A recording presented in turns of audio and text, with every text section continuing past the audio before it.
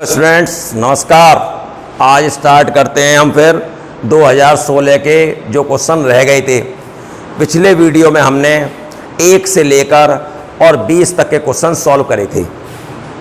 आज फिर मैं ये हर क्वेश्चन पर उसकी थ्योरी को क्लियर करूंगा। थोड़ी वीडियो जरूर लंबी होगी लेकिन एक एक बात आपकी क्लियर होगी कि जिस टॉपिक पर जो क्वेश्चन आया होगा उसकी थ्योरी साथ में ख़त्म करी जाएगी। तो स्टार्ट करते हैं 21वां क्वेश्चन।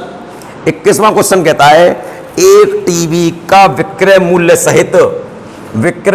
सहित मूल्य कितना है? 40,221 रुपए। ठीक है, तो उसका मूल्य क्या होगा यदि कर की दर कितनी है? 9%। बात को ध्यान दीजिएगा, जब भी कर लगता है तो उसके लिखित मूल्य पर, जिस मूल्य पर वो देना चाह रहा है उस पर लगता है टैक्स, भले वो वस्तु कितने की भी हो। यदि 100 रुपए लिखें और यदि वो आपको 90 में दे रहा है तो 90 पर टैक्स लगेगा। टैक्स लगता है जिस मूल्य पे वो आपको दे रहा है उस पर टैक्स, उसके वास्तविक मूल्य पर, जो वास्तविक मूल्य दे रहा है जिस मूल्य पर। तो हम कभी भी टैक्स सहित दे रखा हो, यदि आपके पास 200 रुपए की कोई वस्तु बेचना चाह रहा है या आपने किसी रेस्टोरेंट में गई और आपने 200 रुपए का खाना खाया, यदि 18% टैक्स है तो 200 रुपए पे 18% होता है 36 रुपए। तो किस पे लग रहा है? 200 रुपए पर। यदि आपसे यह कह दिया जाए कि टैक्स सहित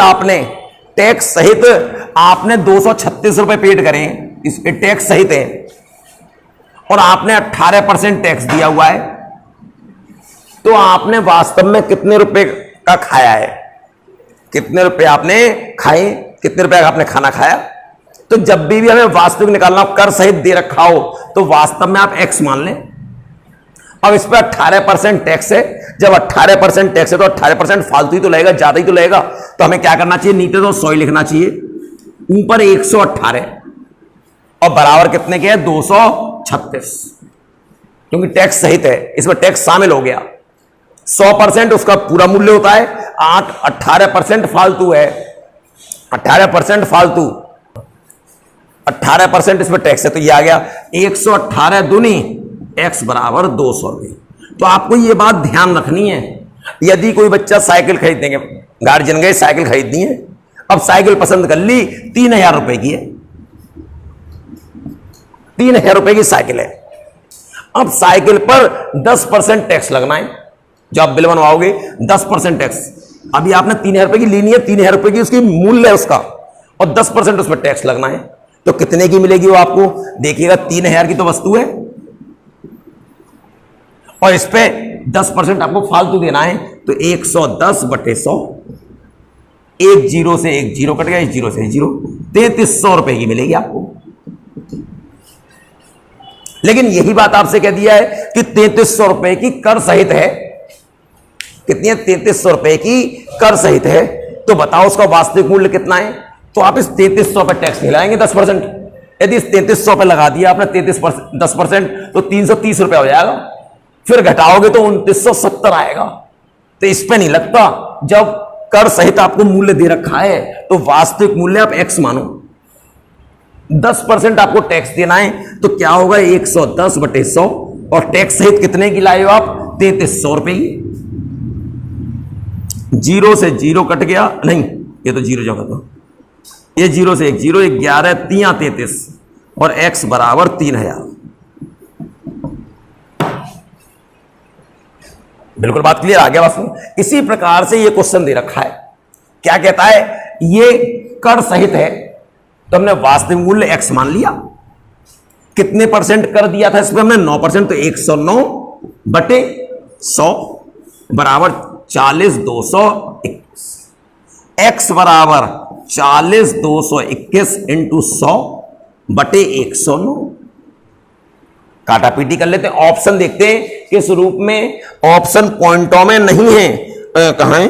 पॉइंटों में ही है, तो हम कह नहीं सकते। अभी हमें भाग करना पड़ेगा इसमें। अब इसमें भाग करिए। 109 का हम कितनी बार करेंगे? 3 बार। ये हो जाएगा 327, और 402 में से घटा 5, 9 में 2 के 7, बस 75। फिर हमने कितना उतारा? 2, अब कितने आएगा, 7 व 7 नम 63, 7 वन 6 बढ़ जाएगा, 654, ये 8, 14 से 5 गए 9। अब फिर कितना होता है, 1 9 बार चला जाएगा, पूरा जा रहा है भाई, 9 बार चला जाएगा, क्योंकि 9 बार में 9 से 81 होते हैं, 9 बार चला गया इंटू 100, तो कितना आ गया 36,900। कितने रुपए की है वास्तव में, कितने रुपए का टीवी है वास्तव में, 36,900 रुपए का। इसमें ऑप्शन है सी सही।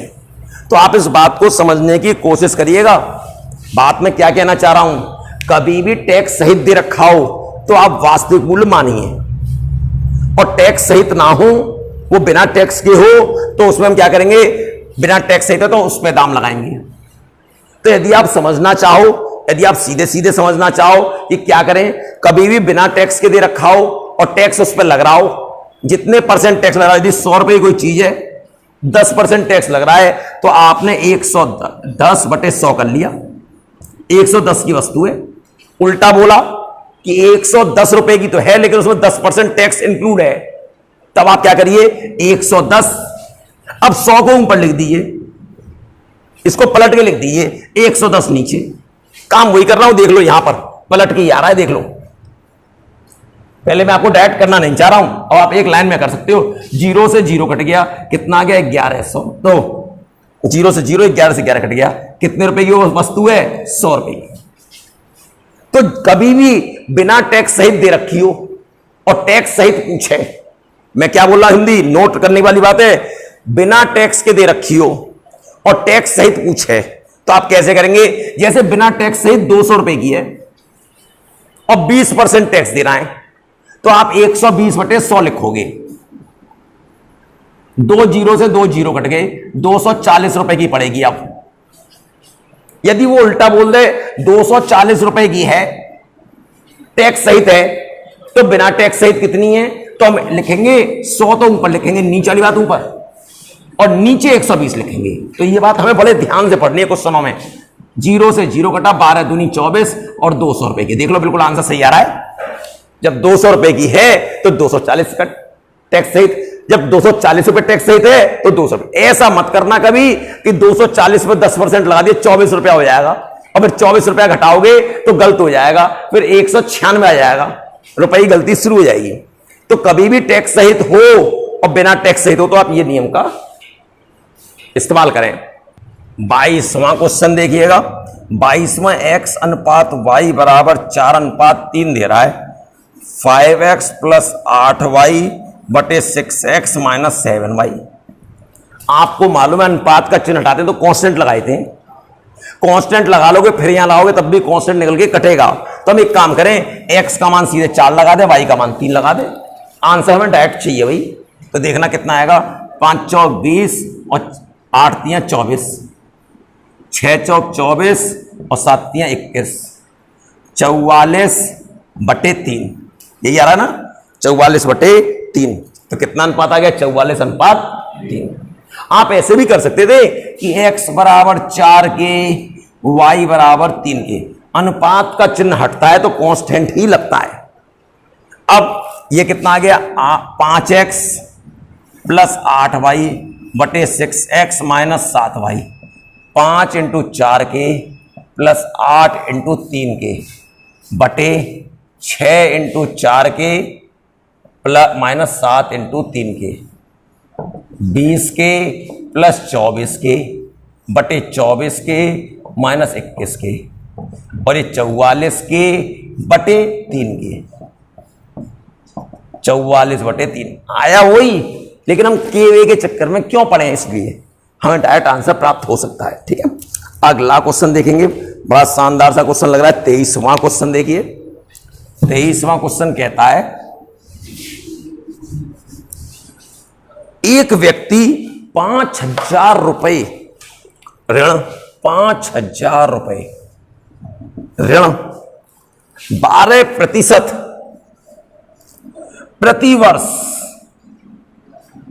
प्रतिवर्ष के चक्रवृद्धि ब्याज पर लेता है। चक्रवृद्धि ब्याज है, चक्रवृद्धि ब्याज पर लेता है। फिर क्या कहता है, जिस पर ब्याज प्रति छमाही दे है। ब्याज कैसी दे है? प्रति छमाही। छमाही फिर क्या कहता है? और प्रत्येक छमाही के अंत में वो 1800 रुपए का भुगतान करता है। प्रत्येक छमाही पर 1800 रुपए देता है, पक्का 1800 ही देने उसे। अब क्या कहता है? अपने ऋण का पूर्ण भुगतान करने हेतु 18 माह बाद भुगतान करेगा। मतलब 18वें महीने के एंड में कितना भुगतान करेगा, जरा गौर करिएगा।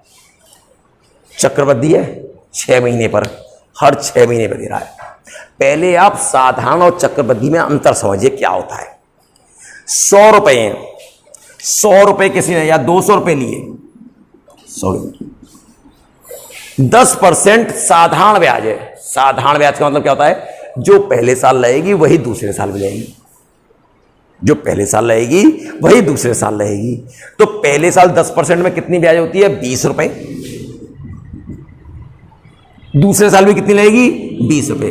कुल कितने रुपए ब्याज लगी? 40 रुपए। ये तो हो गई साधारण ब्याज। अब चक्रवृद्धि क्या होगी? अब इस ब्याज पे भी ब्याज, इस 20 पर,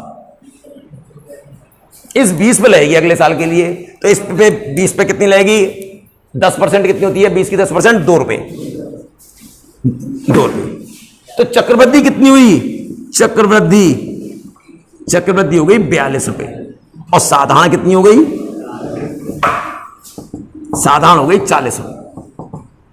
जब ब्याज पे ब्याज लगे तो उसे चक्रवृद्धि ब्याज कहते हैं। आप एक उदाहरण में आपको और दे सकता हूं, देखिएगा। इसी बात पर चक्रवृद्धि की थोड़ी थोड़ी बातें आपको और क्लियर करना चाहता हूं। जैसे आपके पास 2000 रुपए हैं, कहता है 10% की ब्याज से 3 वर्ष पश्चात, 3 वर्ष का चक्रवृद्धि ब्याज क्या होगा? चक्रवृद्धि ब्याज। बहुत ध्यान से देखिएगा। 2000 रुपए का 10% से निकालने का तरीका देखिए, सबसे सिंपल तरीका। आपने फॉर्मूला ये पढ़ रखा है, A बराबर P1 + R/100 की घात n। मुझे जहां तक उम्मीद है आपने यही पढ़ा होगा। और आपने जब ये पढ़ा होगा तो आपने बड़ी मेहनत करी होगी। 2000 रुपए ये लिखे, 1 + 10/100 की घात 3, 0 से 0, 2000 इंटू 10 एकम 10 और 1 11, 11/10 का होल क्यूब। तो 11 का क्यूब होता है 1331/10 का क्यूब 1000। 1 2 3, 1 2 3, और ये हो गए 2662 रुपए। ये मिश्र धन आया तो ब्याज कितनी आ गई? इसमें से मूलधन घटा दोगे 662 रुपए, ये आ गई। लेकिन हम ऐसे नहीं सिखाएंगे ये सब फालतू के काम। हम तो ये सिखाएंगे 2000 रुपए का 10% कितना होता है। अरे 2000 गुणा 10/100, 0 से 1 0 घटेगा, 1/10 बचेगा। जब 10 का भाग करेंगे तो 200। तो 1 वर्ष की ब्याज कितनी हो गई? 200। आपने 200 कितने वर्ष की निकालनी है? 3 बार लिख लो। ये 3 वर्ष की साधारण हो गई। अब क्या होगा? इस यहां पर आगे नहीं लिखा जाएगा, इसके ब्याज, इस ब्याज पर ब्याज मिलेगा। कितने % मिलेगा? 10%। 200 भाई साहब, आप 10% का मतलब समझ लो। 10% का मतलब होता है 10/100, 1/10, और 10 का भाग कर देंगे, इसमें 20 रुपए ब्याज मिली। अब फिर क्या होगा? अब कितने मिलेगी? इस वाले पे, इस पे भी मिलेगी और इस पे भी मिलेगी। इस साल में, ये तो इस साल में, दूसरे साल में इस पे मिली खाली। जब तीसरा साल होगा तो इस 200 वाली पे मिलेगी और इस 200 वाली पे भी। तो जब 200 पे हमें 20 मिली तो 400 पे कितनी मिलेगी? 40। ऐसे स्टेप छोड़ते आते हैं। अब इस पे मिलेगी 20 रुपए पे 10%, 1/10 करेंगे। कितना करेंगे? 1/10, तो कितना होगी? 2 रुपए। तो देखो कितनी मिली? 660 और 2 62। कितनी मिल गई? 662। यदि आपसे कोई पूछे साधारण ब्याज और चक्रवृद्धि ब्याज में अंतर बताओ, तब भी आसान काम। अब ये नहीं कि साधारण निकालने में लगेगा, ये तो साधारण है तो इसे छोड़ दो। ये जो है ये अंतर है किसमें? साधारण ब्याज और चक्रवृद्धि ब्याज में। कितने रुपए का अंतर है? 62 रुपए का। इस प्रकार से आपको ध्यान रखना है। अब इसी में बात सुनिए और आगे बात ये आती है कि यदि कभी भी छमाही लिख के आया, छमाही ब्याज है। छमाही कभी भी कहते हैं तो दर का तो आधा कर दो और समय का दूना कर दो। आप विचार करें, आपके पास 1,000 रुपए और 10% ब्याज मिल रही है सालाना, तो 1,000 की 10% होगी, 100 रुपए मिलेगी। तो 6 महीने में कितनी मिलेगी? 50 रुपए मिलेगी। उसकी आधी कर दी, एक दर को आधा कर दे तो 50 ही आएगा। तो ये कह क्या रहा है, 5,000 रुपए 12% प्रतिवर्ष मिलती है, तो प्रति 6 महीने पर दे है। 6 महीने पर मतलब कितना है? आधी। इसका मतलब ब्याज कितनी आएगी? 6%। सीधी सी बात हो गई, कोई टेक्निक नहीं है। यदि तिमाही कर दूं, अभी तिमाही का मतलब हर 4 महीने, एक साल में कितने तिमाही होते हैं? 4 तिमाही होते हैं, तो 4 का इसमें भाग कर दो। अब देखना 6% ब्याज है और 5,000 रुपए पर, तब नीचे 100 का भी तो भाग करेंगे। 2 जीरो से 2 जीरो कटेंगे और 6 का जब इसमें गुणा करोगे कितने आएंगे? 6 में 300। तो पहले 6 महीने पे कितने मिले, कितनी ब्याज लगी? 300 रुपए। पहले 6 महीने 300 रुपए ली, और देता कितने रुपए? 1,800 रुपए। हर छमाही के अंत में वो 1,800 रुपए दे रहा है, तो 300 रुपए तो उसने ब्याज के दिए। इसका मतलब ओरिजिनल पैसा कितना दिया उसने? कितना पैसा कटेगा? 1,500। तो इसमें से 1,500 रुपए कम करो। अब उसे कितने रुपए ब्याज देनी है? 3,500 रुपए। बिल्कुल बात क्लियर। अब 3,500 पे कितने परसेंट लगाना है? 6%। अब 3,500 का 6% करा आपने, 6 35 का 0, 3 हासिल, 6 3 18 और 3 210। अब 210 रुपए ब्याज लगनी है इस पर, लेकिन दे कितने रहा है वो? 1,800। दे कितने रहा है वो? 1,800। तो 1,800 में से 210 कम कर दिए, कितना चाहिए? 0 9 5 1। कितने रुपए कटेंगे उसके ओरिजिनल में से? 1,590। 3,500 रुपए उसको देने थे अगले 6 महीने में, उसमें से 1,590 दे दिए। कितने बचेंगे अब? 0 10 में से 9 गए 1, 14 में से 5 गए 9 और 1, 1,910 रुपए अभी उसको देने थे। लेकिन इस पर कितनी ब्याज देनी है उसको? इस पर कितनी ब्याज देनी है? 6% इंटू 6/100। 6 कम 6 और 9 3 54 का 4, 5 हासिल, 6 कम 6 5 11। ये इसको, ये ब्याज के देने, ये किसके देने? अरे ये 0 रह गया नीचे 0, तो कितने रुपए देने? 114 रुपए 60 पैसे। ये तो ब्याज के देने, और उसको ओरिजिनल देने कितने थे? 1,910। 1,910 प्लस 114.60 कितना आ गया? 60.4 2 9 10 का 0 1 हासिल 2, 2,024 रुपए 60 पैसे। ध्यान से देखिएगा आप आंसर, यही है। कौन सा आंसर है? डी आंसर है इसका, बी। देखिए इस क्वेश्चन को एक बार और देखिए। कहता है 5,000 रुपए 12% प्रतिवर्ष से देने छमाही, जबकि दे कैसी है? छमाही। ब्याज कैसे लग रही है? छमाही।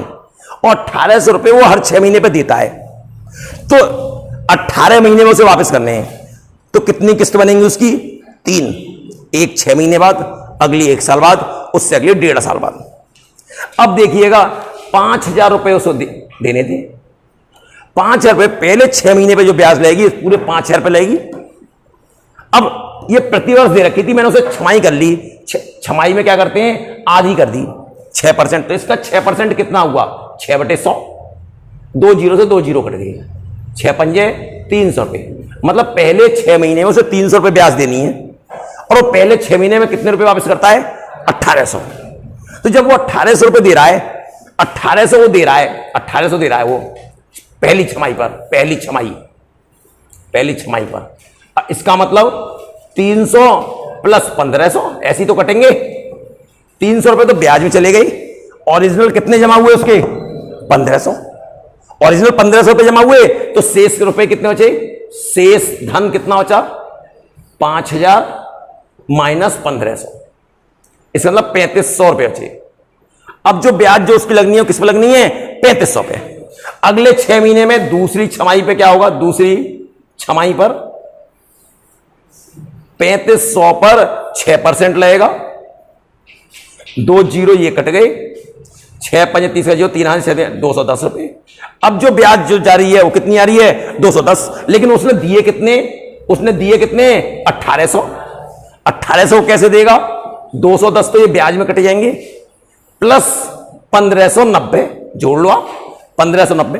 तो जो मूलधन जो कटे कम होगा वो कितना कम होगा? 1590। तो शेष धन कितना बचेगा? शेष धन 3500 था, 3500 में से आपने 1590 घटा दिए, कितना बचेंगे? 2910।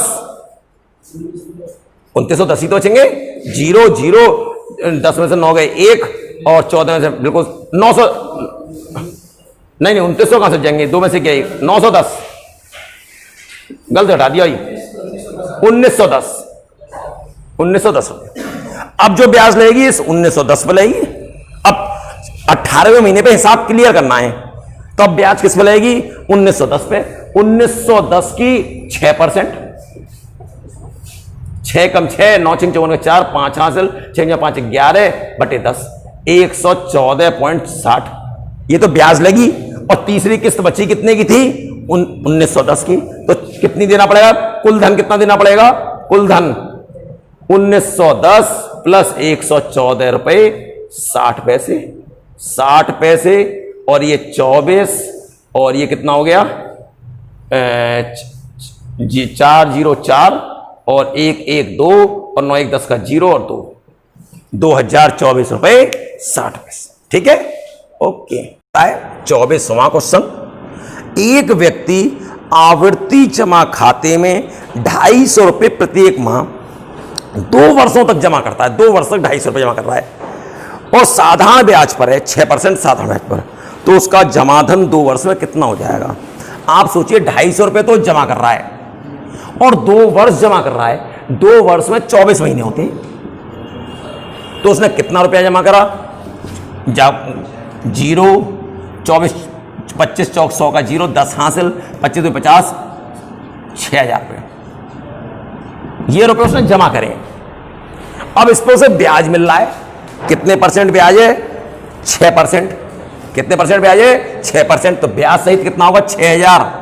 ब्याज जब मिलेगा तो धन बढ़ेगा ही, तो इंटू 106 बटे 100, सीधी सी तरीका। 2 जीरो से 2 जीरो कट गए, 0 6 6 36 और 6 कम 6, कितना रुपया मिलेगा उसको? 6360 रुपए। 25वां क्वेश्चन देखें आप। 25 कहता है एक संख्या और उसके व्युत्क्रम का योग 17/4 है। एक संख्या, माना संख्या x, उसका व्युत्क्रम 1/x का योग का मतलब जोड़ दो, कितना है? 17/4। तो संख्या है, तो संख्या है भैया, आप लघुत्तम लेके हल कर सकते हो। x स्क्वायर प्लस 1 बराबर 17/4, 4x स्क्वायर प्लस 4 बराबर 17x,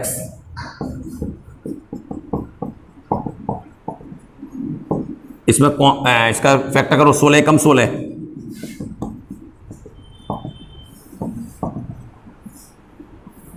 चार x common, x minus 4 common, x बराबर 4 और x बराबर 1/4। आंसर क्या दे रखा है? 1/4 दे रखा है, कोई सा भी एक आ सकता है। अरे जब ये 4 होगा तो उसका व्युत्क्रम क्या होगा? 1/4 होगा। 4 और 1/4 को जोड़ो, यही आएगा। यदि 1/4 लूंगा तो 1/4, तो इसका उल्टा कितना होगा? 4 और 1/4 17/4 होता है। आपने कहा हम तो ऑप्शन से कर लेते, बड़ी खुशी की बात है। 17/4 दिखाई दे रहा है आपको। पहला ऑप्शन देता है 14, यदि 14 में 1/14 जोड़ेंगे तो क्या आ जाएगा? ये 14 में करेंगे 196 और 197/14। क्या कट रहा है? नहीं कट रहा। क्या ये आ रहा है 17/4? नहीं है आंसर। अगला देखा, अगला कितना? 1/4।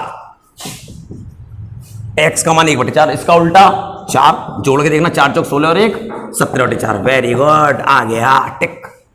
यही आंसर है। क्यों करें हम इतना लंबा, मैं तो प्रोसेस आपको समझा रहा हूं, ठीक है। 26 क्या कहता है, समीकरण इतने के मूलों का योग बताओ। अब जरा बात को सुनिएगा, मूलों का योग। देखिए द्विघात समीकरण है, पहले मैं आपको द्विघात का व्यापक रूप समझाना चाहता हूं, उस पर चर्चा करना चाहता हूं। तो देखिएगा ax² plus bx plus c ये द्विघात समीकरण होता है। इसमें a बराबर नहीं हो सकता 0, क्योंकि यदि a बराबर 0 हो गया, a बराबर 0 हो गया तो ये द्विघात नहीं रह जाएगी, ये रैखिक हो जाएगी। तो इसलिए a का मान कभी भी 0 नहीं हो सकता। बिल्कुल बात क्लियर है। अब इसी में कई चीजें आती हैं, मूल कैसे कैसे होंगे तो क्या क्या होगा। तो मैं यहां पर बस मैं आपसे इतना समझा रहा हूं कि यहां पर जो मूलों का योग होता है वो -b/a होता है, और मूलों का गुणनफल जो होता है वो c/a होता है। इसी में आप सुनते आइएगा, उसने यहां पर a का मान कितना, 1, b का मान -3 और c का मान -28। उसने मूलों का योग पूछा है -b/a, माइनस b की वैल्यू कितनी है -3 और a की वैल्यू कितनी है 1, कितना आ गया 3, अल्फा प्लस बीटा। मूलों का योग कितना आ गया, 3 आ गया। अभी ये थ्योरी खत्म नहीं हुई, इस पे और बात चलेगी, अभी इस पे काफी बात आएंगी। क्वेश्चन दे रखा है एक, पहले हम ये 26वां था, एक 27वां और कर दें, उसका फिर यहीं आएंगे हम, फिर लौट के 27 और 28 देखें पहले आप, फिर 29वां इसी थ्योरी पर है। देखिएगा 27वां क्या कहता है, जा सुनिए। दो संख्याएं जिनका अनुपात 3 और 5 है, दो संख्याएं x/y बराबर 3/5 है, x और y मान ली। अब कहता है प्रत्येक में 8 जोड़ने पर, प्रत्येक में कितना जोड़ने पर 8, x में भी 8 जोड़ा और प्रत्येक में 8 जोड़ने पर y में भी 8 जोड़ा, तो अनुपात 2/3 हो गया। तो कहता है संख्याएं ज्ञात कीजिए। क्या ज्ञात कीजिए, संख्याएं। एक तो तरीका यह है कि हम क्रॉस मल्टीप्लाई करें और फिर हल करके देखें। दूसरा तरीका आपने कहा, और क्या तरीका है, यदि आप ऑप्शन से करना चाहें, एक समीकरण यहां से ना लेंगे, एक यहां से हल हो जाएगा, x और y के मान आ जाएंगे, संख्या आ जाएंगी, कोई दिक्कत नहीं होगी। आपने कहा नहीं करके दिखलाइए, फिर ट्रिक बताइएगा। मैंने कहा गुणा कर लो, कितना ये 5x बराबर 3y, बिल्कुल बात क्लियर है। और ये 5x माइनस 3y बराबर 0। एक बार इसका गुणा करिए, इस वाले का, 3x प्लस 24 बराबर 2y plus 16, 3x minus 2y बराबर, इसको इधर ले गए माइनस के 8। अब मुझे इन दोनों को काटना है, इसमें कर दूं 2 का गुणा, इसमें कर दूं 3 का गुणा, और क्या कर दूं, घटा दूं। क्या कर दूं, घटा दिया। देखना 3 दूनी 6 हो जाएगा माइनस के, और 3 दूनी 6 प्लस के कट जाएंगे, और 5 दूनी 10x, 10 और 3 तियां 9, 10 में से 9 गए x, और ये कितना आ गया 8 तियां 24, ये तो 0 है 24, x बराबर कितना आ रहा है 24। और यदि x का मान 24 में यहां लगा दूं, जरा गौर करिए 24 यहां लगा रहा हूं, तो 5 × 24 बराबर 3y, 3 से 8 बार, और y बराबर 40। आंसर देखिए क्या है, आंसर कहता है, इसका डी आंसर मिल रहा है 24 और 40। लेकिन आपने मुझसे कहा होता, नहीं सर टेक्निक से, हमारी तो टेक्निकल बात होनी चाहिए जो कि देखते ही हो जाए। आप इसे स्क्रीनशॉट ले लीजिएगा, मैं आगे चलता हूं। यहां देखिएगा, मैं आपको ट्रिक बताता हूं। हमें कितना लाना है, 3/5। पहला ऑप्शन कहता है x का मान 15 और y का मान 24, 15 और 24, 3 × 5 = 15, 3 × 8 = 24। क्या 3:5 आ रहा है? पहला ऑप्शन नहीं है, क्यों चेक करें इसे। दूसरा ऑप्शन क्या कहता है, 21 और 34, 21/34, आपको देखते ही पता चल जाएगा। क्या ये 3/5 आ जाएगा? ये भी नहीं है। तीसरा ऑप्शन 6 और 18, 6/18, 1/3 नहीं आ रहा। अगला आंसर 24/40, 24 और 40 है तो 24/40 लिख लिया, डी आंसर।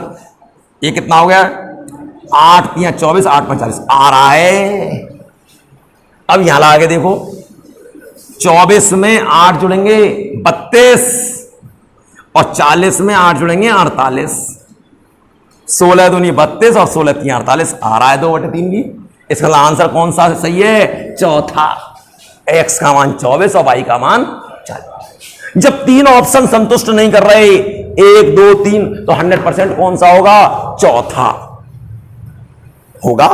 अब ये देखना जरा टेक्निकल काम है, जरा खोपड़ी का इस्तेमाल। अब आप लगे पड़े हैं कैंची गुणा और फिर बाहर निकल के कहें सर पेपर बड़ा लंबा आ गया था। पेपर बड़ा लंबा था, करना आता नहीं है, लंबा था। अरे टेक्निकल में जा रहे हो तो टेक्निकल तरीका होना चाहिए ना।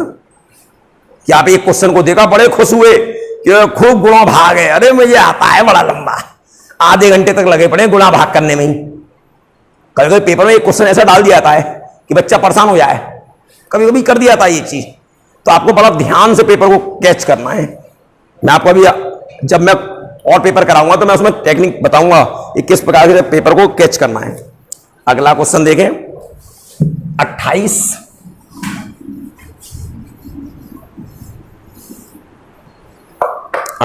वहां क्या कहता है?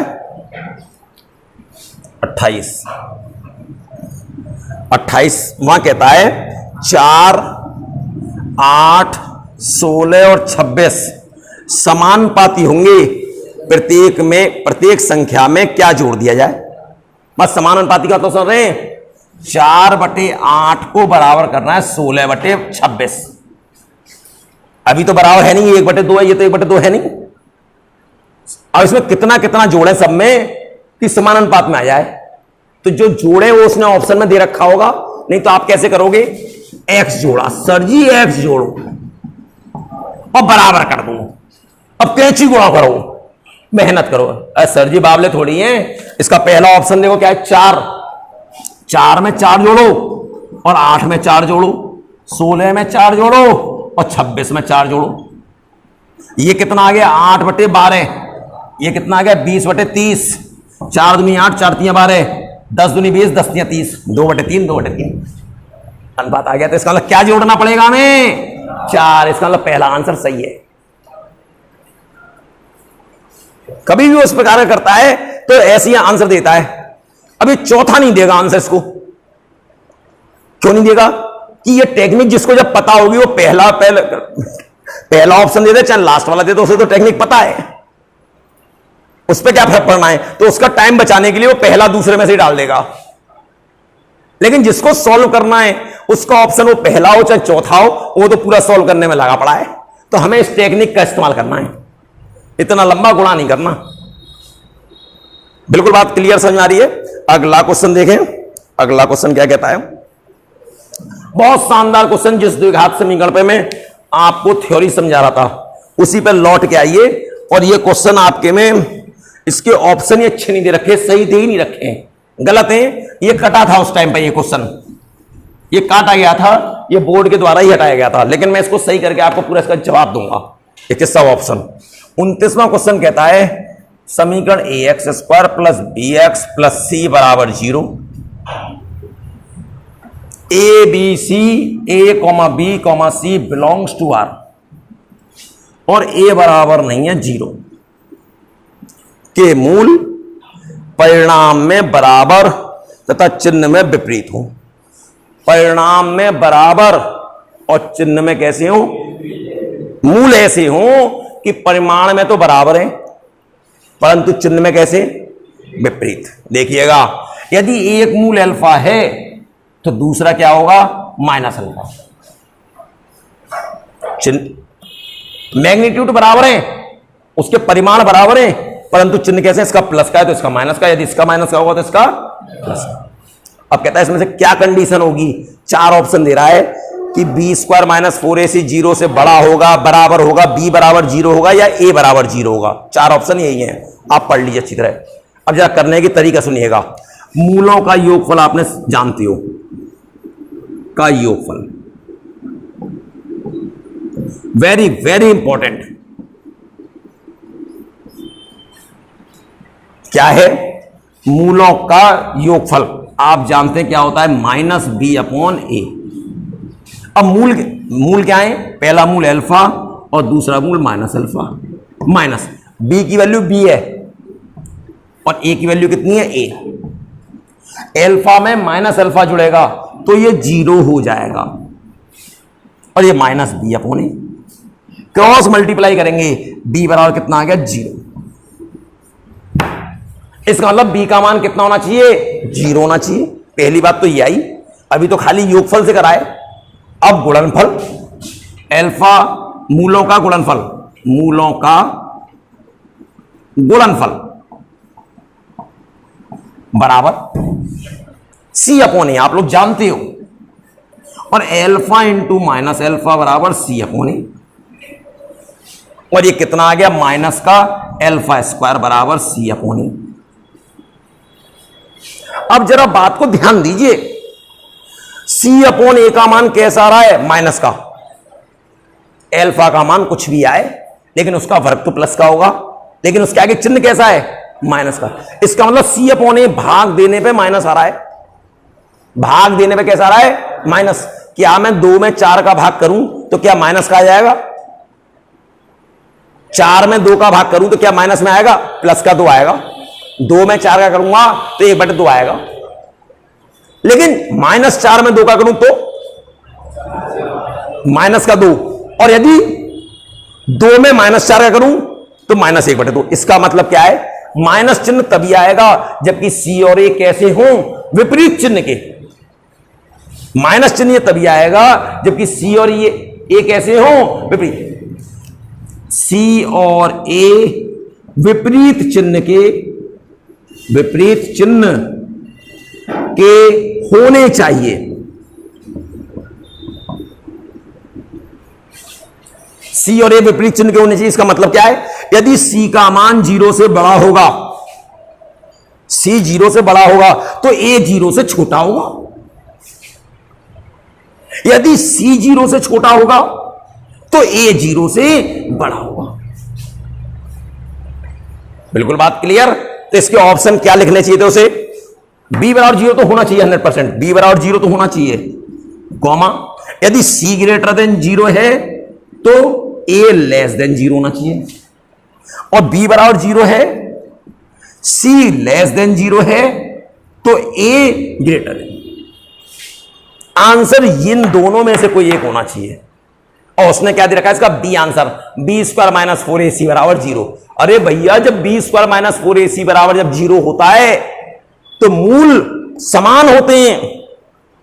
विवित्तर का मान कभी भी 0 हो तो मूल कैसे होते हैं, समान। इस बात को मैं अभी आगे डिस्कस करता हूं। देखिएगा द्विघात समीकरण के बारे में अच्छी तरह फिर देख लें। c बराबर 0, a बराबर नहीं होना चाहिए 0, अभी समझाया था। और इसमें b का मान 0 हो सकता है, c का भी मान 0 हो सकता है। ये दोनों कंडीशनें हो सकती हैं। b 0 हो सकता है, c 0 हो सकता है, क्योंकि b 0 होगा तब भी द्विघात समीकरण ही रहेगा। ठीक है, इसके मूलों का योग आपने पढ़ रखा है। मान लिया अल्फा बीटा मूल है तो अल्फा प्लस बीटा पढ़ रखा है, माइनस बी अपॉन ए, और मूलों का गुणनफल सी अपॉन ए। और इसके बाद आपने इसमें क्या पढ़ रखा है, बात को ध्यान से सुने। इसको जब हल करते हैं तो द्विघात समीकरण के यदि आप गुणनखंड कर लें तो उसके मूल आ जाते हैं। द्विघात समीकरण के यदि आप हल कर लें तो उसके मूल आ जाते हैं। यदि मूल कभी हल ना हो पा रहे हों तो श्रीधराचार्य विधि होती है। क्या होती है, सीधा x बराबर minus B plus minus under root B square minus 4ac upon 2a। इससे हल करते हैं। ये जो अंडर रूट के अंदर है इसी को बोलते हैं विवित्तर, डिस्क्रिमिनेंट। ये विवित्तर क्या होता है, विवित्तर ये बताता है कि हमारे मूल कैसे हैं, पर में हैं, अपर में हैं, वास्तविक हैं, काल्पनिक हैं, समान हैं, असमान हैं, सारी कंडीशन ये बताता है। किताब में टेबलें बनी हुई है, बड़ी टेबलें उन्हें मत रटना, मैं जैसे समझा रहा हूं वैसे समझ लेना साहब। ये बी स्क्वायर में कभी भी पेपर में आ जाए डायरेक्ट आ सकता है कि विविधकर निकालो, समीकरण दे दिया। सबसे पहले आप समीकरण की तुलना करेंगे, a x square plus b x plus c बराबर 0। ए बी सी के मान लिख लेंगे चिन्ह सहित और यहां लगा देंगे तो क्या आ जाएगा, विविधकर। अब सुने, ये विविधकर जब हम मूल निकालते हैं तो कहां पे होता है, ये अंडर रूट के अंदर। हमारी खोपड़ी में ये चलना चाहिए कि ये जो विविधकर है ये अंडर रूट के अंदर है। अब देखिएगा, हम इस विविधकर से सारी चीजें देखना शुरू करते हैं। इस विविधकर से क्या क्या हो सकता है, देखिएगा। इस विविधकर से ये हो सकता है, इसके मान क्या क्या आ सकते हैं, या तो 0 से बड़ा आ सकता है, या 0 से छोटा आ सकता है, या 0 आ सकता है। तीन में से यही आएगा, या तो इसका मान 0 से बड़ा आ जाए, या 0 के बराबर आ जाए, या 0 से छोटा आ जाए। तीन कंडीशन हो सकती है। 0 से बड़े का मतलब समझिए, धनात्मक कोई सी भी संख्या हो, 1/2, 1/4, 5/10, 5/100, कुछ भी हो, धनात्मक है वो 0 से बड़ी है, ऋणात्मक है वो 0 से छोटी है। यदि आपने नंबर लाइन पर कभी चेक कराओ, 0 राइट हैंड साइड पे चलते हैं, 1 2 3 ऐसे चलते हैं अनंत तक, और इधर चलते हैं तो -1 -2 -3। तो 0 के इधर जब चल रहे तो छोटी हो गई, इधर चल रहे हैं तो बड़ी हो गई। तो 0 से बड़ी हो सकती है, 0 के बराबर, और 0 से छोटी। अब 0 से जब बड़ी होगी तो इसके दो रास्ते, क्या क्या हो सकता है उस बारे में बात करते हैं। 0 से जब बड़ा है तो हो सकता है वो संख्या पूर्ण वर्ग हो, पूर्ण वर्ग हो। पूर्ण वर्ग का मतलब 0 से बड़ी, मान लो 4 आ गया, 2 का वर्ग है, 9 आ गया, 3 का वर्ग है, 16 आ गया, 4 का वर्ग है, पूर्ण वर्ग आ सकती है। एक होगा पूर्ण वर्ग ना हो, वर्ग ना हो, पूर्ण वर्ग ना हो। जैसे 7 आ गया, ये किसी का पूर्ण वर्ग नहीं है, बिल्कुल बात क्लियर। लेकिन 0 से बड़ा है, और 0 से बड़ी कोई सी भी संख्या हो वो क्या होगी, हमेशा वास्तविक होगी। 0 छोटी भी वास्तविक होती है, माइनस में वास्तविक होती है, लेकिन ये किसके अंदर है, अंडर रूट के अंदर। अंडर रूट के अंदर यदि 0 से बड़ी आएगी, धनात्मक आएगा, तो इसका मतलब क्या है, वो परमेय है। रूट के अंदर 3 आया है, वो रियल है। अंडर रूट 3 वास्तविक संख्या है, अंडर रूट 5 वास्तविक संख्या है, अंडर रूट 16 वास्तविक है, 4 बार है। अंडर रूट के अंदर यदि पॉजिटिव है तो वास्तविक है, और अंडर रूट के अंदर यदि नेगेटिव आ जाए तो कैसी है, काल्पनिक है। बिल्कुल बात क्लियर है। तो इसका मतलब ये किसके अंदर है, अंडर रूट के अंदर। मैंने पहले ही कहा था, ये सोचते रहना कि ये अंडर रूट के अंदर है। तो जब 0 से बड़ी कोई सी भी संख्या अंडर रूट के अंदर आएगी तो कैसी होगी, वो वास्तविक, वास्तविक, ये भी वास्तविक होगी। और जब 0 आ जाएगा तो ये अंडर रूट हट जाएगा, और 0 भी कई संख्या है, वास्तविक, ये भी वास्तविक होगी। लेकिन 0 से छोटी माइनस में आ गई, और ये किसके अंदर है, अंडर रूट के अंदर। और अंडर रूट के अंदर यदि माइनस की आ गई तो कैसी होगी, वो काल्पनिक।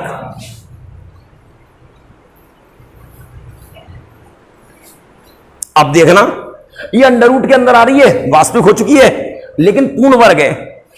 9 आ गया तो वर्गमूल रहेगा कि भाग जाएगा, भाग जाएगा, भाग जाएगा, तो ये परमेय है। ये पूर्ण वर्ग नहीं आ रही तो क्या अंडर रूट भाग जाएगा, नहीं भागेगा, तो अपरमेय। जब 0 आ गया तो अंडर रूट भाग जाएगा, तो कैसी है, परमेय। अब देखिएगा, जब प्लस माइनस है, अंडर रूट आए तो ना आए तो, जुड़ेगी तो कुछ और आएगा और घटेगी तो कुछ और आएगा। असमान, ये भी कैसा होगा, असमान, ये असमान हो गई। अब ये देखिए वास्तविक है, परमेय। जब 0 आ गया तो 0 जुड़े तो और घटे तो कोई फर्क नहीं पड़ता, तो कैसा होगा, समान। कैसा होगा, समान। अब आपने कहा कैसे याद हो जाए? सेकंडों में याद होगा आपको। आपने किसी भी द्विघात समीकरण का व्युत्क्रम निकाला, 7 आ गया मान लिया, व्युत्क्रम कितना आ गया? 7। कैसे निकालोगे? इससे 7 आ गया, ये प्लस का है कि माइनस का आया? जब प्लस का आया तो ये वास्तविक है। इसका क्या वर्गमूल निकल रहा है? तो अपर में 0 आएगा तभी समान होगा, नहीं तो कैसा रहेगा? ये असमान हो गया। कहां रटना पड़ रहा है आपको? यदि डी का मान अभी 16 आ जाए, 0 से बड़ा ही छोटा वास्तविक है। अब वास्तविक, अब ये बाहर निकलेगा कि नहीं? बाहर निकल जाए, अंडर रूट के बाहर निकल जाए तो पर में। और जब भी 0 नहीं आ रहा, कुछ भी आ रहा है, तो क्या होगा? ये असमान। लेकिन विविधकर कभी भी 0 आ जाए, 0 से जब छोटा होगा तब काल्पनिक होगा, 0 पे कैसा होगा? वास्तविक। अब बताओ, जब 0 है तो अंडर रूट भागेगा कि नहीं भागेगा? हमें अंडर रूट दिमाग में चल रहा है, भाग जाएगा तो पर में। और जब 0 आएगा, जुड़े तो और घटे तो कैसा रहेगा? समान। आपको ये याद करने में टाइम बिताना। यदि व्युत्क्रम निकाला और माइनस का 6 आ गया या माइनस का 16 आ गया, अब ये नहीं कि पूर्ण वर्ग दिखाई दे गया। अरे सबसे पहले कंडीशन प्लस में कि माइनस में? माइनस में। तो इसका मतलब काल्पनिक है, इमेजिनरी है।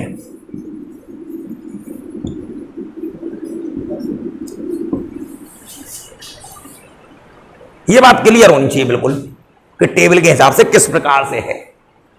और कभी भी मूलों के बारे में कुछ भी आ जाए, आप और देखिएगा कलाकारियां इसमें, इसी में देखिएगा आप।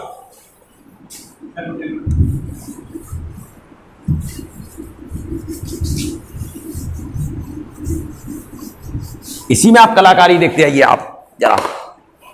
मूलों का योग और गुणनफल आपको मालूम है। अब वो कह दे आपसे एक मूल दूसरे का व्युत्क्रम है, एक मूल अल्फा है तो दूसरा मूल 1/अल्फा है। तो बताओ कौन सी कंडीशन लगेगी? तो जोड़ने से तो कोई फायदा हुआ नहीं। अल्फा प्लस 1/अल्फा हम जानते नहीं, गुणनफल करके देखें। पहला अल्फा दूसरा 1/अल्फा बराबर क्या होता है? C/A। अल्फा से अल्फा कट गया, A बराबर C। इसका मतलब मूल व्युत्क्रम कब आएंगे? जबकि A और C आपस में बराबर हो। मूल व्युत्क्रम कब आएंगे? जब A और C आपस में कैसे हो? बराबर हो। तो मूल उल्टे आएंगे। अभी आपसे कह दे कि क्या कंडीशन देते हैं? ax² plus bx plus c बराबर 0 हो, ये हो। और a plus b plus c बराबर 0 हो यदि, बहुत इंपॉर्टेंट पॉइंट बता रहा हूं, ax² plus bx plus c बराबर 0 और a plus b plus c, इसका मतलब क्या है? इनके गुणांकों का योगफल 0 हो। a, b और c, इसका योगफल कितना हो? 0 हो। तो इसके मूल होते हैं 1। मूल याद रखेंगे, एक तो जरूर होगा और दूसरा होगा C/A। एक तो 1 होगा और दूसरा क्या होगा? C/। कभी भी आपने कहा एक एग्जाम्पल हो जाए बढ़िया सा, तो x² माइनस 3x प्लस 2 बराबर 0। आप देखिए यहां पे a का मान कितना है? 1, b का मान कितना है? -3 और c का मान 2। a plus B plus c का मान देख ले, 0 आ रहा है। आ रहा है? जोड़ के देख लो, आ रहा है। अब इसका अंदर इसका मूल क्या होगा? एक तो 1 होगा, पक्की बात हो गई। दूसरा क्या होगा? C/A। c की वैल्यू 2/1, कितना गया? 1,2। आपने करके या दिखाइए, यही आ रहा है कि नहीं आ रहा? फैक्टर करो और इतना लंबा करोगे आप। x common, x minus 2 common, x बराबर 2 और x बराबर, आ रहा है नहीं आ रहा भाई? मान लो आपको ये मिल गया, आप बड़ी खुशी से सॉल्व कर रहे हो, कर लेंगे हम गुणनखंड, हम इतनी खोपड़ी क्यों लगाएं। अभी आपके पास क्वेश्चन ये आ गया पेपर में, क्या आ गया। वीडियो को आप शांति से, मैं फिर कह रहा हूं, बहुत ध्यान से पूरी देखिए आप। एक तो मेरी वीडियो में कोई फालतू की चीज नहीं होगी, दूसरी चीज खींचा खांची नहीं होगी, कैसे भी उसमें टाइम खींचा जा रहा हो, और आप किसी भी तरीके के क्वेश्चन सॉल्व करिए, आपको बहुत सहायता मिलेगी। आप लेकिन देखिए उसे कायदे से, एक एक पॉइंट, और जहां पे दिक्कतों से पीछे करिए, फिर देखिए, और उसके बाद आप देखिए एक एक बात मैं क्लियर करता हूं कि नहीं करता, हर तरीके से, उसमें कोई कॉन्सेप्ट नहीं छोड़ सकता। देखो आपके पास ये आ गया पेपर में, a minus b x square, b minus c x, c minus a बराबर 0 के मूल बताओ। सारे क्रम बीतेंगे करते करते, मैं तो कर दूंगा, तो मिलाऊंगा यहां पर, मैं तो मिला दूंगा, गुणनखंड करके ही मिलाऊंगा दूंगा, लेकिन आपके पेपर में हालत खराब हो जाएगी। कोई करके दिखला दो, आप ऐसे नहीं कर पाओगे, लेकिन हमारी टेक्निक आपको ध्यान है तो काम खटाखट होगा। देख लो, इसको और इसको जोड़ो, अरे सी माइनस ए तो कांस्टेंट है पूरा, ए का मान ये रहा, बी का मान, ए का मान ये रहा, बी का मान ये रहा, और सी का मान ये रहा। यदि तीनों को जोड़ूं तो 0 हो रहा है कि नहीं हो रहा है, तो पहला मूल तो 1 होगा, दूसरा क्या होगा, सी अपॉन ए, सी माइनस ए अपॉन ए माइनस बी, हो गया एक लाइन में। और वैसे आप करते ही रहते, तो ये फायदे हैं इससे, ये द्विघात समीकरण की थ्योरी है। और जब भी कोई दिक्कत हो, देखो आप कोई भी दिक्कत हो, आप लोग पहले ध्यान से सुन लो, आप लोग मुझे मैसेज करो, कमेंट्स बॉक्स में करो कि हमें ये प्रॉब्लम आ रही है, मैं सबका जवाब दूंगा। और अब मैंने आपके जो व्हाट्सएप ग्रुप जो बने हुए हैं, उसमें भी मैंने प्राइवेसी हटा दी है, उसमें आप लिख के भेजिए कि ये प्रॉब्लम है, इतनी प्रॉब्लम है, सब प्रॉब्लम का क्यों। पहले जो आती थी आपकी, पहले जो प्रॉब्लम आती थी, हाँ, तो उसमें आप अपनी सारी प्रॉब्लम डालें, सारी सॉल्व हो जाएंगी। 30वां क्वेश्चन देखिए क्या है। 30वां क्वेश्चन कहता है cot square theta 1 minus cos square theta बटे कॉस स्क्वायर थीटा। आप गौर करिए, कॉट स्क्वायर है, ये साइन स्क्वायर हो जाएगा, और ये कॉस स्क्वायर थीटा हो जाएगा, ये कॉट स्क्वायर थीटा और ये टेन स्क्वायर थीटा। और कॉट स्क्वायर को क्या लिख लेंगे, 1/10 स्क्वायर इंटू 10 स्क्वायर। अब मैं तो इतना लिख के दिखा रहा हूँ, आपको ऐसे थोड़ी लिखना है। आपको दिखाई दिया 1 minus cos square sine square बटे कॉस स्क्वायर 10 स्क्वायर, और ये 10 स्क्वायर गुणा कॉट स्क्वायर 1 होता है। 10 और कॉट एक दूसरे के उल्टे होते हैं, यदि गुणा हो रहे हो तो उसका मान सदैव 1 आता है। अगला 31 क्या कहता है, 5x माइनस 3 और x प्लस 2 के होल स्क्वायर के विस्तार में x स्क्वायर और x का गुणांक बताइए। गौर करिएगा, पहले तो आप इसका होल स्क्वायर खोलेंगे, 5x minus 3x square plus 2x और 4x 2ab और प्लस 4 a का वर्ग प्लस b का वर्ग प्लस 2ab। अब गुणा करिए आराम से, इसका इसमें करेंगे 5x cube 20x square plus 20x minus के 3x स्क्वायर माइनस के 12x माइनस के 12। 5x क्यूब 20x का 3 गए 17x स्क्वायर, 20 में से 12 गए 8x माइनस 12।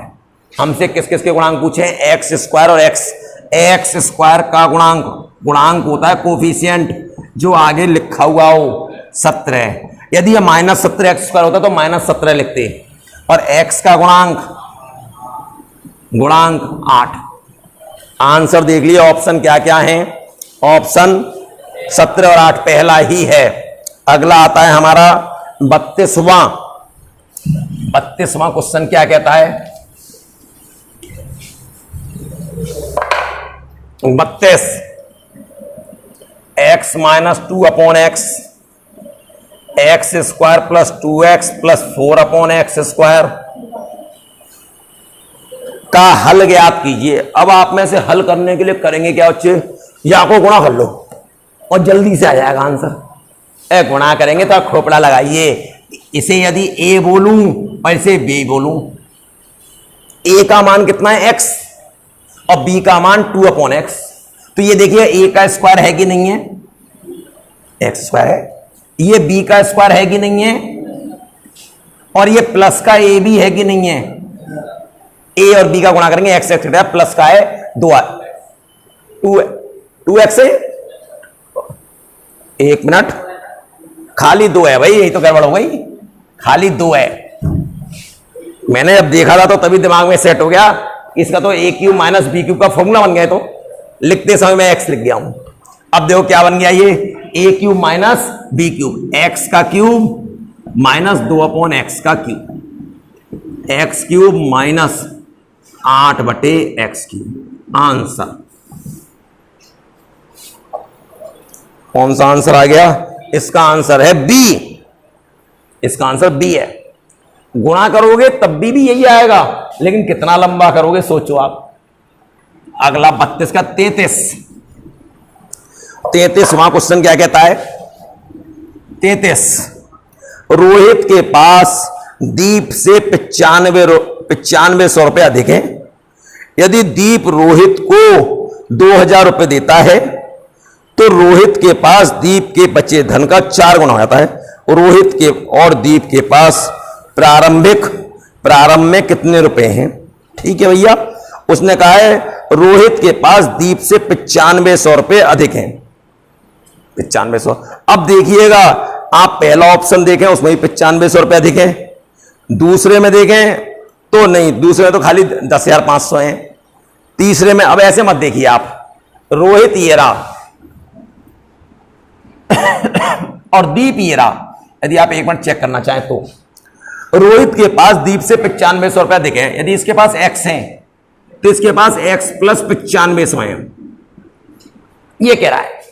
अब क्या कहता है, यदि दीप रोहित को 2000 रुपए देता है, दीप रोहित को 2000 रुपए, मतलब इसमें से 2000 रुपए कम होंगे, जब इसमें से 2000 रुपए कम होंगे तो इसको 2000 रुपए बढ़ेंगे, तो ये कितने होंगे, x प्लस 9500 प्लस 2000। फिर क्या कहता है, कहता है कि रोहित के पास दीप के बचे पैसे के 4 गुने, ये 4 गुने हैं इसकी, तो यदि इसको 4 गुना कर दूं तो बराबर हो जाएगा x प्लस ये 11,500 हो गए। यदि इसका 4 गुना कर दूं तो ये बराबर हो जाएगा x plus 11,500 4x minus 8000, x को इधर ले गया 3x, इसको इधर ले आया 3500, और x बराबर कितना, 3500 बचेगा, x बराबर कितना आ गया, 3 एक कम 3, कुछ गलत घटा दिया गया, 1 पर 3 एक कम 3 इधर लाऊंगा जुड़ेगा, ये हो जाएगा 19,500, और ये कितना हो गया 19,500 बटे 3, क्योंकि माइनस का इधर आएगा तो जुड़ेगा, और 3 6 18, 3 5 15, 2 0 x। इसके बाद इसका मतलब क्या है, दीप के पास कितने रुपए हैं, इसके पास है 6500 और इसका 9500 अधिक है, तो इसमें 6500 प्लस 9500 कितने हो गए, 10,000 हो गए, 16,000। इसका मतलब इसका 16,000 है और इसके पास कितने 6,500, 16,000 और 6,500। आंसर नहीं है, इनमें से कोई नहीं, इसका आंसर होगा डी। हाँ, 34वां क्वेश्चन क्या कहता है, समीकरण 2x cube plus 5x square minus 11x minus 14 के गुणनखंड बताओ। अब एक तो तरीका है, ये शेषफल फिर में से होते हैं ये गुणनखंड। अब आप गुणनखंड करना शुरू कर दो, बड़ी मेहनत कर ली आपने, आप समझे आप बहुत बहादुर हो गए। हमने कहा हम तो टेक्निक से करेंगे, आपने कैसी टेक्निक हुई, सुपर टेक्निक।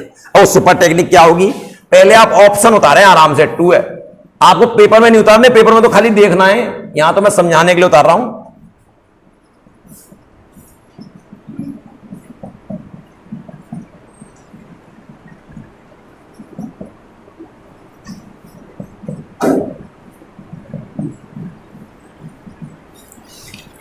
और डी है, इनमें से कोई नहीं।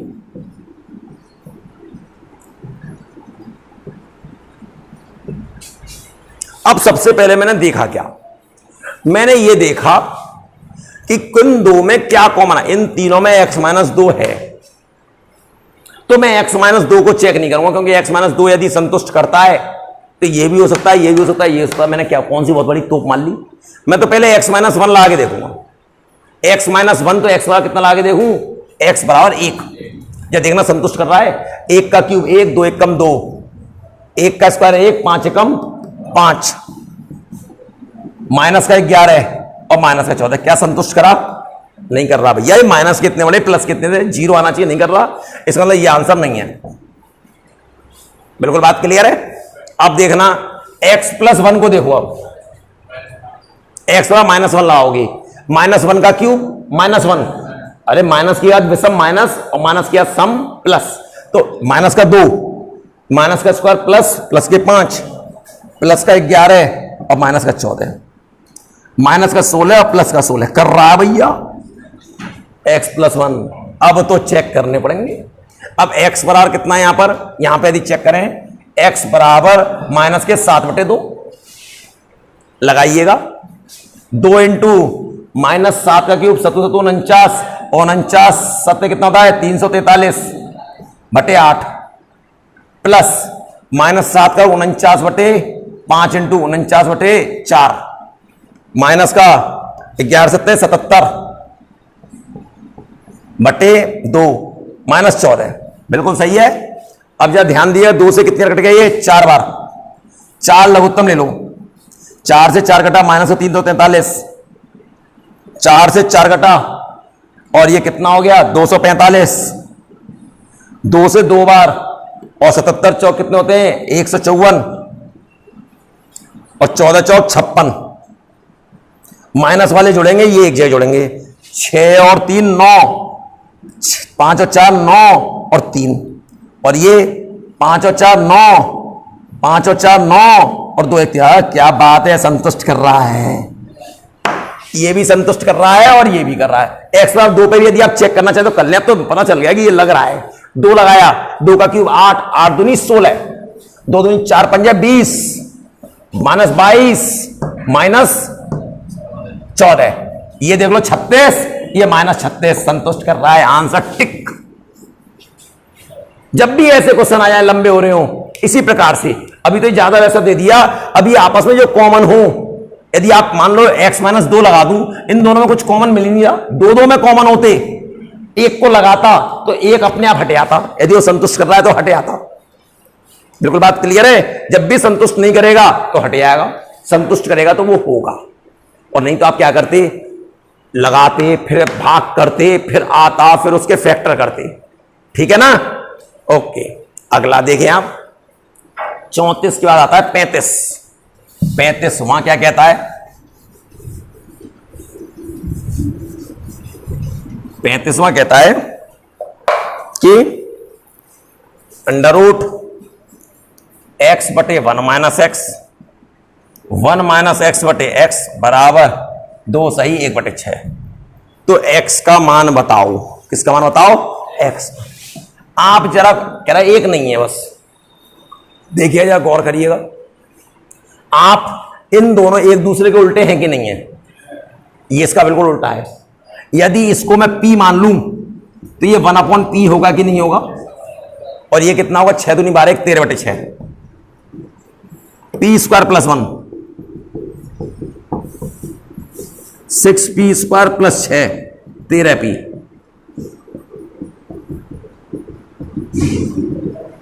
बिल्कुल बात क्लियर है। अब देखिएगा ध्यान से, इसके फैक्टर करो। 9 चौक 36,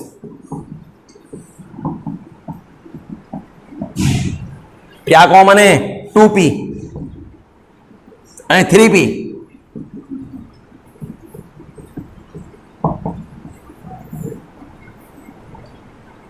to P minus 3 common, 3p minus 2।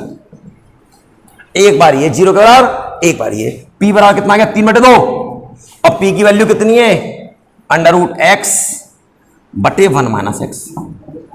समझ में आ रहा है। इसका वर्क करेंगे x बटे 1 माइनस एक्स बराबर 9/4, 4x बराबर 9 माइनस 9x, 13x बराबर 9, x बराबर 9/13। देख लो 9/13 इसमें होगा जरूर। कहां गया? 9/13 है, ऑप्शन में है। अब ये बात चेक करनी है, दूसरा एक और आंसर आ रहा है तो दोनों से एक इससे चेक करेंगे। इससे p बराबर कितना आएगा? 2/3। और जब ये रखूंगा तो इसका वर्क करूंगा, x/1 माइनस x डायरेक्ट करूंगा 4/9। 9x बराबर 4 माइनस 4x 13x हो जाएगा। x बराबर 4/13। तो आंसर क्या आ गया? 9/13 और 4/13। देखें आप, ऑप्शन है 9/4 और 4 सी।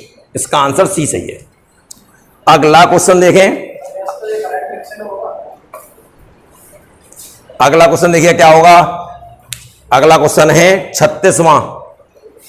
36 से पहले मैं ऑप्शन से भी इसको दिखलाता हूं। जैसे पहला ऑप्शन है 4/9 और 9/13।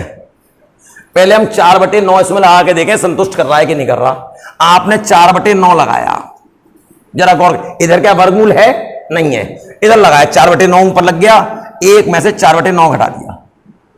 4/9, 9 1 कम 9 में से 4 गए 5/9,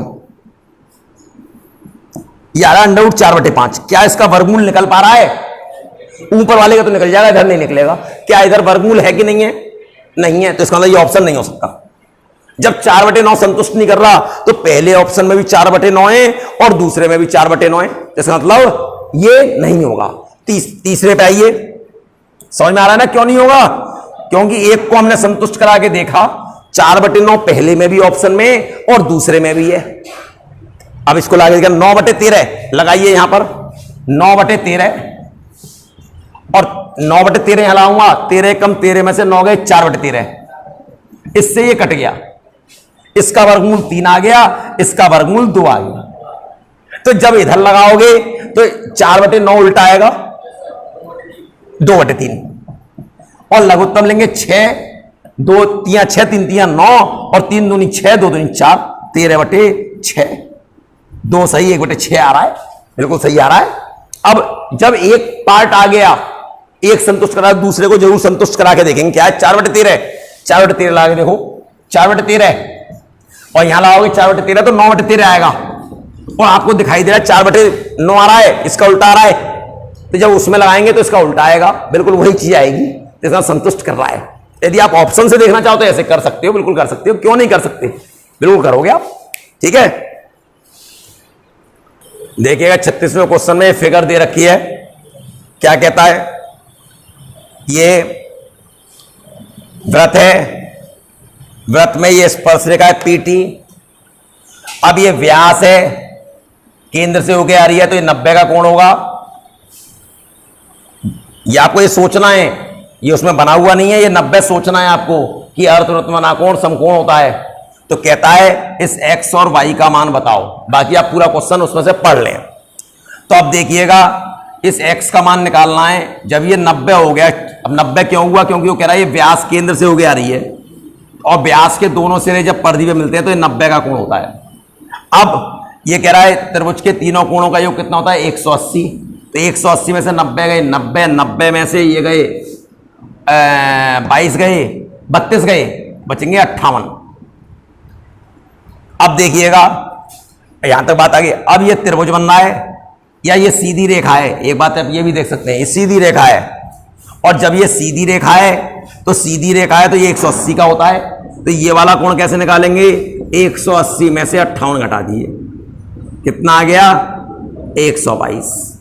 अब इस वाले त्रिभुज में देखिए PQR में त्रिभुज के तीनों कोणों का योग 180। अब ये दोनों मिलके कितने के हुए? 122 और 38 कितने होते हैं? 160। तो ये कितने का बचेगा? 20 का। तो आंसर क्या आ गया? x बराबर 58 और y बराबर 20। तो देखिएगा 37वां क्वेश्चन ये है, साइन 26 और नीचे सेक है, ये कॉस है, ये कोसेक है। ये a का मान पूछा है। देखिएगा साइन 26 90 में से घटाएंगे तो सेक का क्या हो जाएगा? कोसेक। 90 में से घटाएं सेक का कोसेक। कोसेक कितना हो गया? कोसेक ये हो गया 26 प्लस कॉस 26 जब इसे घटाओगे 90 में से कोसेक का परिवर्तन होता है सेक 26 बराबर ए। ये सब बातें त्रिकोणमिति के यूट्यूब चैनल पर वीडियो पड़े हुए हैं, उसमें सारी बातें सिखाई गई हैं। अब कोसेक क्या होता है 1/sin, साइन ऊपर जाएगा तो साइन स्क्वायर 26 हो जाएगा, प्लस ये 1/cos होगा, cos ऊपर जाएगा cos स्क्वायर 26 बराबर ए, और ए का मान कितना आ गया 1।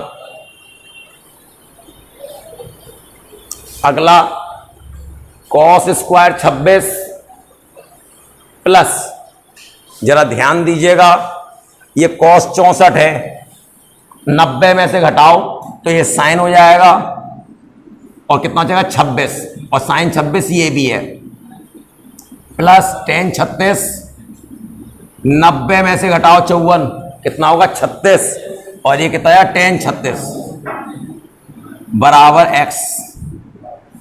cos square 26 plus sine square 26, इससे ये कट गया 1, और ये कितना होता है 1 प्लस 1 बराबर x, x बराबर 2। अब 39 में पूछा है अर्थमेटिक मीन, जिसे बोलते हैं अर्थमेटिक का मतलब समांतर माध्य। अर्थमेटिक समांतर होता है, मीन माने माध्य, इसका समांतर माध्य निकालना है। और ये कौन सी श्रेणी है? व्यक्तिगत श्रेणी है। व्यक्तिगत श्रेणी क्या होती है? जिसमें सिर्फ पद मूल्य होता है, इसकी बारंबारता नहीं है। तो कैसे निकालते हैं? माध्य होता है, इन सबों को जोड़िए और जितने हैं उतने का भाग कर दिए, 1 2 3 4 5 जोड़िए, 7 5 12 और 1 13 और 7 20 और 5 25 का 5, 2 हासिल, 6 और 2 8 और 6 14 और 7 21 और 5 26 और 4 30 बटे 5, 5 6 30, 5 एकम 5 61। इसका आंसर आ गया। मैं सबके आंसर बता दे रहा हूं आपको। 37 का ऑप्शन है सी, 38 का ऑप्शन है ए और 39 का ऑप्शन है डी। देखिएगा 40वां क्वेश्चन देखें, कहता है इसमें बहुलक बताओ। देखिए बहुलक के बारे में विचार करिए। 3 प्रकार की श्रेणी होती है, यदि आपने सांख्यिकी पढ़ी है तो, व्यक्तिगत, सतत और असतत। ये व्यक्तिगत श्रेणी वह श्रेणी होती है जिसमें सिर्फ पद मूल्य हों। जैसे आपके पास ये आ जाए 2 4 6 4 5 2 4 8 12 कि बहुलक बताओ, तो ये व्यक्तिगत श्रेणी है, इसमें एफ नहीं है। तो सबसे ज्यादा बार क्या आ रहा है 4, तो 4 इसका बहुलक हो गया।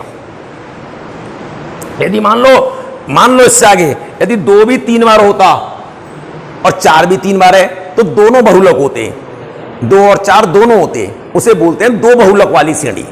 ये व्यक्तिगत श्रेणी है।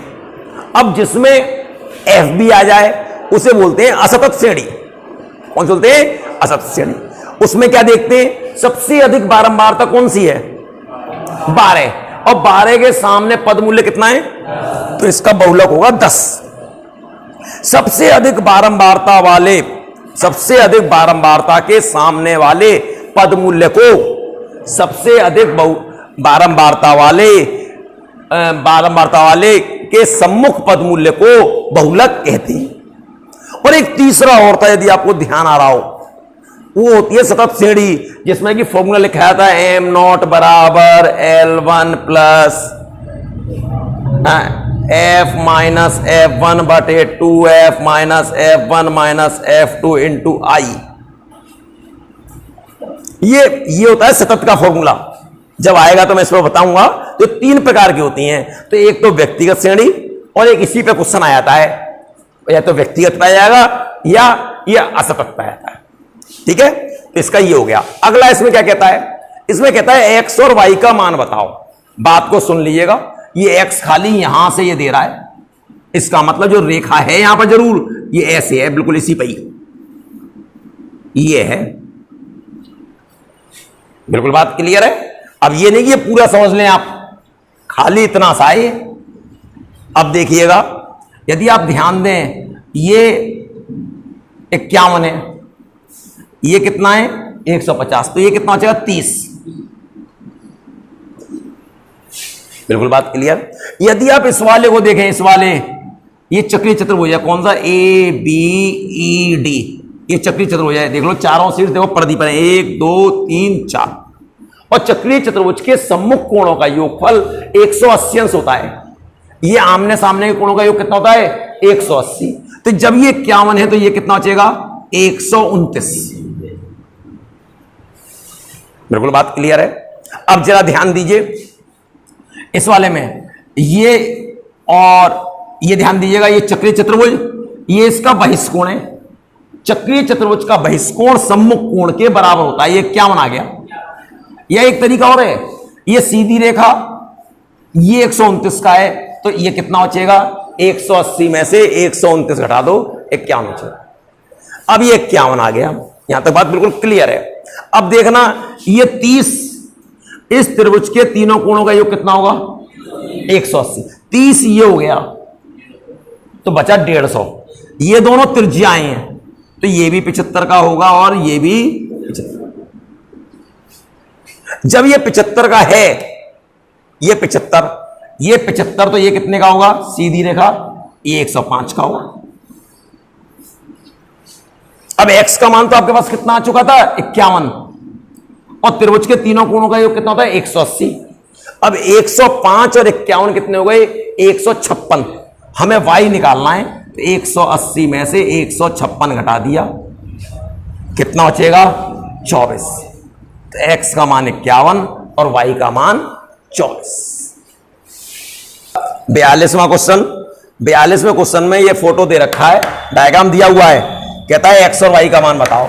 आपको दिखाई दे रहा है ये वृत्त चतुर्भुज के चारों शीर्ष वृत्त की परिधि पर है, इसका चक्रीय है। आमने सामने के कोणों का योगफल 180 अंश, 130 बराबर 180। इधर ले आऊंगा, x कितना गया, 50। इसी आमने सामने के 180, 120 प्लस y बराबर 180, y बराबर 60। आपको लिखने की भी जरूरत नहीं है, आपको तो ये सोचना है कितना जोड़ूं कि 180 हो जाए, तो 60, यहां कितना जोड़ूं तो 180 हो जाए, 50। ये आ गया। अब इसको हल करना है, x और y का मान निकालना है। एक तो तरीका आप इसे हल करें, दूसरा तरीका यहां से मान लगा के देख लें। x का मान कितना है, 4, यहां 4 लगाया, 2/4 1/2 होता है, 4 यहां लगाया, 5/4, 4 लघुत्तम, 2 प्लस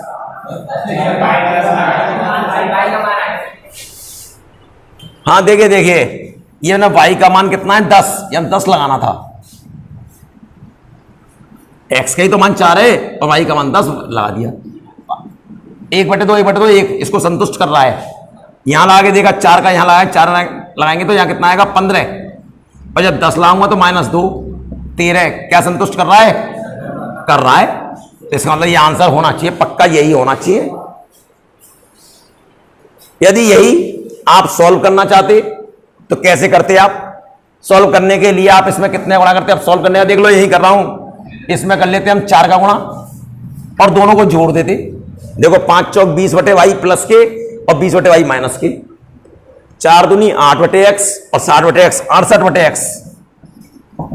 यहां पे 4 एक कम 4 और 13 17 और 17 चौक 68 और x बराबर कितना है, तो 4, और x का मान 4 यहां लगाए थे तो y का मान आया था, y का मान कितना आया था, 10। तो आप सॉल्व भी कर सकते हो और ऑप्शन में लगा के भी देख सकते हो। देखिए 44वां क्वेश्चन क्या कहता है, ग्राम प्रधान के चुनाव में 2 लोग प्रतिभाग करते हैं, 2 लोग खड़े होते हैं। चुनाव में कुल 9791 वोट पड़ते हैं, 9791 कुल पड़ रहे हैं, जिसमें से 116 निरस्त हो गए। तो 116 तो बेकार है, उसकी तो गिनती होगी नहीं। 116 आप इसमें से घटा दो, 5 8 में से गए 7 6 और 9, इसका मतलब कुल सही वोट ये पड़े हुए। अब क्या कहता है, विजयी प्रतिभागी को हारने वाले प्रतिभागी को 4 वोट के स्थान पर 5 वोट मिलते हैं। मतलब हारने वाले को यदि 4 मिलने, हारने वाले को 4 मिले तो विजयी को कितने मिले, जो विजयी हुआ, विजयी को 5 मिले। तो क्या कहता है, विजयी प्रतिभागी को कितने मत अधिक मिले, मतलब जीतने वाले को कितने अधिक मिले।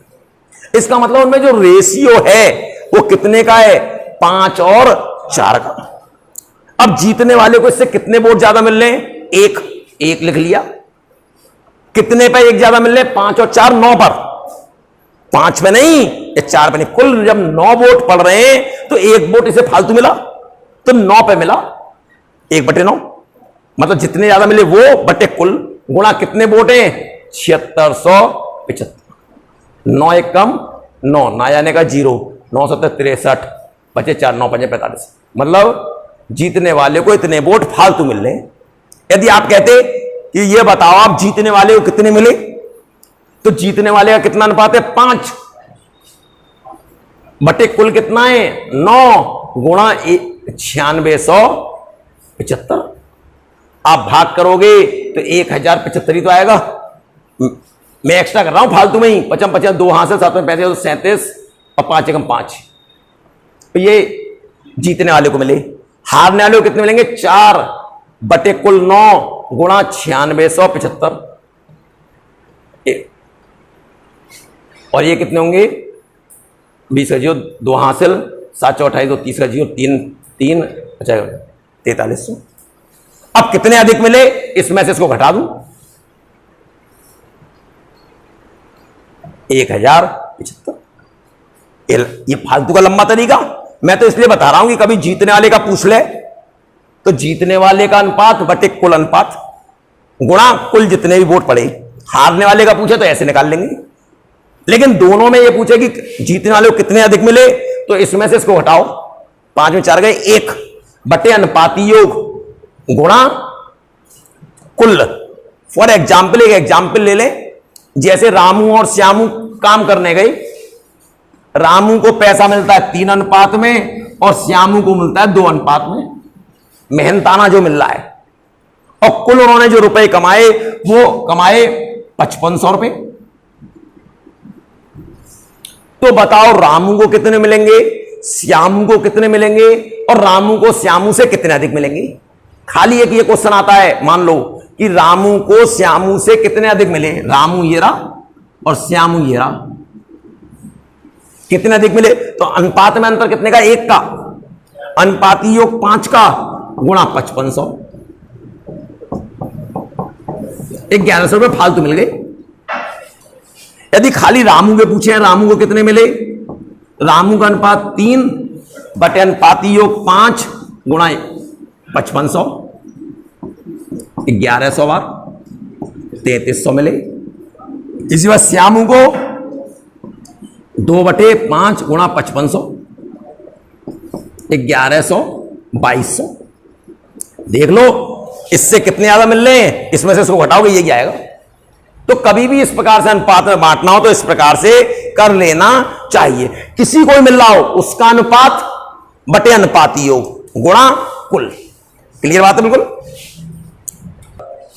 देखिएगा ये लॉग बेस में 2, लॉग बेस में 2, लॉग बेस में 2 और ये 2 की घात 4 है।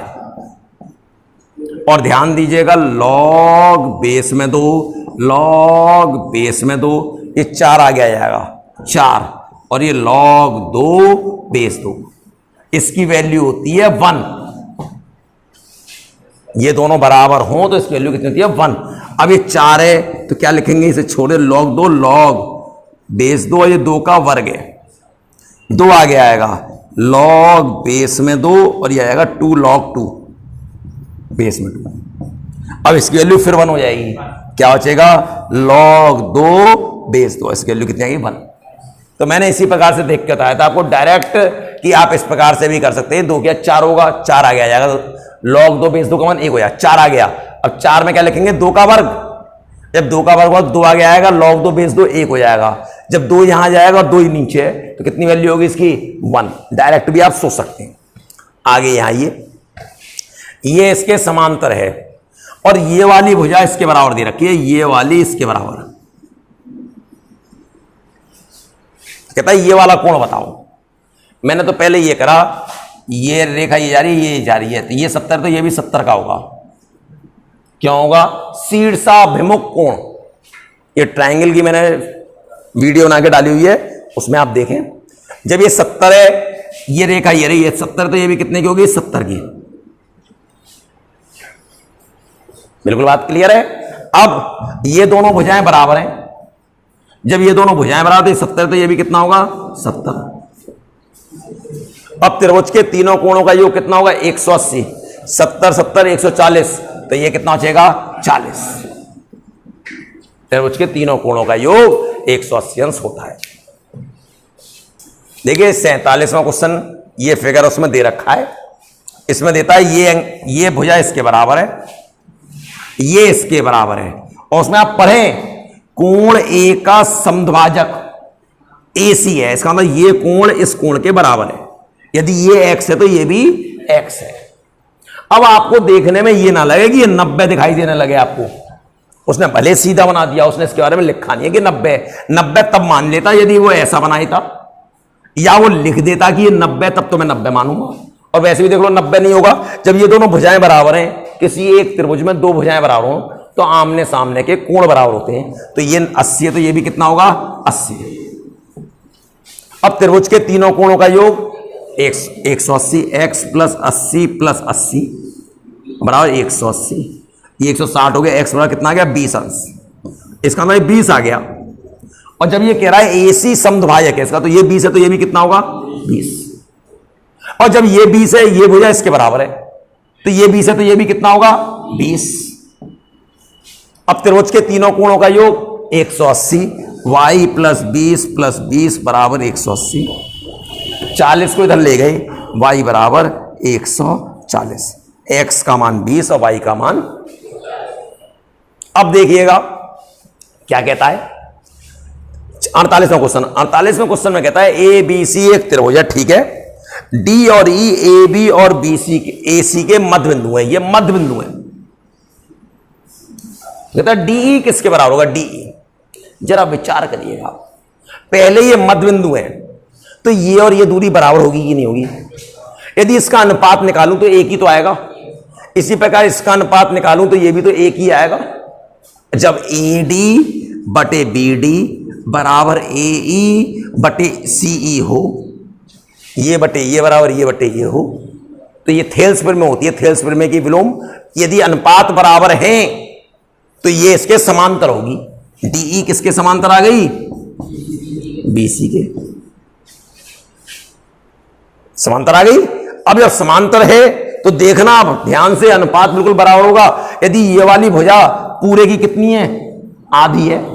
ये वाली भुजा पूरे की कितनी है? आधी। ये वाली भुजा पूरे की कितनी है? आधी। मतलब छोटे वाले त्रिभुज की भुजा बड़े वाले की आधी है, छोटे वाले त्रिभुज की भुजा पूरे की आधी है, तो ये भी पूरे की कितनी होगी? आधी। DE बराबर कितना होगा? BC बटे 2।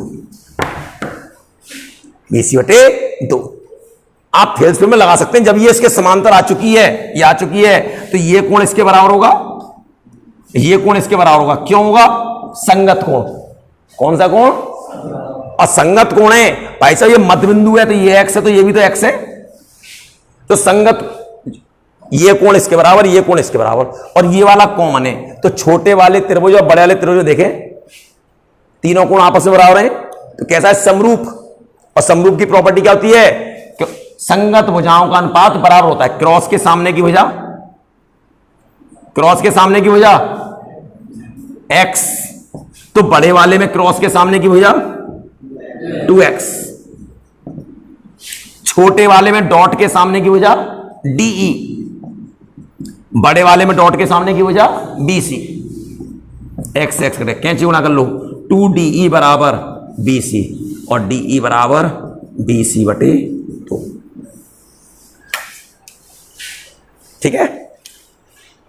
देखिए ये क्वेश्चन आता है, इसमें ये कहता है ABC PQ जो है समांतर है BC के। आप मेरे YouTube चैनल पे भी देखिएगा, जब मैंने थेल्स प्रमेय बोली है, प्रमेय, आप वहां देखिएगा, इसका बहुत बड़ा डिस्कशन करा है मैंने। इसी वजह से डिस्कशन करा है क्योंकि 2016 में जब गड़बड़ आई है तो मैंने इसका बहुत डिस्कशन करा है। क्या? जब ये इसके समांतर होती है तो इसी को बोलते हैं थेल्स प्रमेय। नाम है थेल्स, थेल्स प्रमेय। वो थेल्स प्रमेय क्या होती है? AP बटे PB, यहां से यहां तक बटे यहां से यहां तक बराबर AQ बटे QC। ये थेल्स स्पियर में होती है। लेकिन अब इसमें शब्द भी था, उस टाइम लिखा हुआ था इसमें पेपर में, थेल्स स्पियर में कौन सी करती है। अब यहां पर देखिएगा, यही जब इसके समांतर है तो ये इसके बराबर, ये इसके बराबर संगत कोण, और ये तीसरा बराबर है। अब यदि मैं समरूप त्रिभुज की में लगाऊं तो क्या होगा, इसके सामने की कितनी होगी, एपी बटे इसके सामने की AB बराबर राइट के सामने की AQ बटे AC। आप इसको उल्टा भी लिख सकते हो, पलट के भी लिख सकते हो, इससे कोई फर्क नहीं पड़ता। AB बटे AP बराबर AC बटे AQ। तो उसमें लिखा हुआ आया था, देखिएगा इसमें क्या लिखा हुआ है, यदि ये है तो क्या दे रखा है, PQ BC के समांतर है तो इसमें से कौन सा सत्य है। तो क्या मैंने कौन सा लगाया, मैंने पहले पे लगाया AP बटे PB बराबर AQ बटे QC। इसमें लिखा हुआ था कि थेल्स स्पियर में से आप बताएं कौन सा सही है। इसमें थेल्स स्पियर में यही होती है। और समरूप त्रिभुज से यदि आप देखेंगे तो ये होता है, ये आपको दे रखा है इसका C ये दे रखा है। लेकिन आप पेपर में देखोगे तो थेल्स लिख के आया हुआ था। पेपर में जब आप देखोगे, ओरिजिनल पेपर में देखोगे तो थेल्स लिखा हुआ आया था। अब थेल्स लिखा हुआ आया था, थेल्स में यही कहती है क्या पर में, यदि किसी त्रिभुज में एक भुजा के समांतर खींची गई रेखा अन्य दो भुजाओं को समान अनुपात में विभाजित करे तो उनका अनुपात कैसा होता है, बराबर होता है। उनका अनुपात कैसा होता है, बराबर होता है। अब देखना, बात को सुनिएगा, यहां पर ये नहीं बोल रहा, यहां पर कह रहा है ये इसके समांतर है, ये इसके समांतर है। और जब समांतर है तो ये अनुपात तो उसने बराबर बोले नहीं है, उसमें थेल्स स्पियर में लिखी हुई थी, तो मैंने इसलिए ये आंसर बोल रहा हूं। मैं आपको फिर कह रहा हूं, और खाली समांतर की बात आएगी, खाली समांतर है तो ये सही है, क्योंकि तब लगेगी समरूप त्रिभुज की प्रॉपर्टी। तो ये किससे लगेगी, थेल्स से, और ये किससे लगेगी, समरूप त्रिभुज से। तो आपके जो पेपर में यहां दे रखा है, यहां पे समरूप शब्द हटा और ये थेल्स शब्द हटा दिया है, तो इसलिए उसने ये आंसर दे दिया है। लेकिन थेल्स लिखा हुआ होगा तो हम यही करेंगे, थेल्स में ये बटे ये बराबर ये बटे ये होता है। और जब खाली समांतर की बात आ जाए तो क्या होता है, ये बटे ये पूरा बटे ये लिख लो, ये पूरा बटे ये लिख लो, चाहे ये बटे ये पूरा लिख लो, ये बटे ये पूरा लिख लो। ठीक है। 50वां क्वेश्चन देखें हम। 50वां क्वेश्चन कहता है एक लंबवत त्रिभुज मतलब 90 अंश का ये त्रिभुज 90 अंश है, दो भुजाओं का अंतर 2 सेंटीमीटर है। दो अंतर, इन दोनों में अंतर कितने का है, 2 का। यदि ये x है तो ये x+2 है, अंतर देख लो 2 का ही है। फिर कहता है कि उसका क्षेत्रफल 24 है, तो इसकी परिसीमा बताओ। परिसीमा का मतलब क्या है, इसका परिमाप। यदि आपको याद आ रहा हो, जब 2015 का जब मैं पेपर कर रहा था तो वहां पे 132 सेंटीमीटर भी आया था एक में, और एक वो क्वेश्चन ये था, ये फिगर बनी हुई थी, इसका क्षेत्रफल ये, उसने पूछा हमसे परिसीमा थी, और उसमें जो आंसर दे रहा था वो क्षेत्रफल सेंटीमीटर स्क्वायर दे रहा था। तो परिसीमा का मतलब तो ये होता है लंबाई। मैंने वहां पर खूब समझाया था, बात समझे। तो परिसीमा का मतलब क्या है, इसकी परिमाप। अब देखिएगा 1/2 लंब गुणा आधार, और कितना दे रखा है, क्षेत्रफल 24, और x² + 2x, और 24 दूनी 48, इधर -48 बराबर 0। x बराबर -8 आएगा, x बराबर 6 आएगा, ये मान्य नहीं होगा। x का मान 6 आ गया, और 6 और 2 कितने आ गए, 8 आ गए। जब ये 6 और 8 है तो ये कितना आएगा, 10। समकोण त्रिभुज। अब इन तीनों को जोड़ लो, 10 और 8 18, और 6 24, तो परिसीमा कितनी हो गई, 24 हो गई। बिल्कुल बात क्लियर है। तो मैंने इसमें काफी डीपली कराए हैं, सबकी थ्योरी खूब बोली है, तो आप एक एक क्वेश्चन को अच्छी तरह कर लें। अब अगला वीडियो जो आएगा वो 2017 का मैथ का आएगा।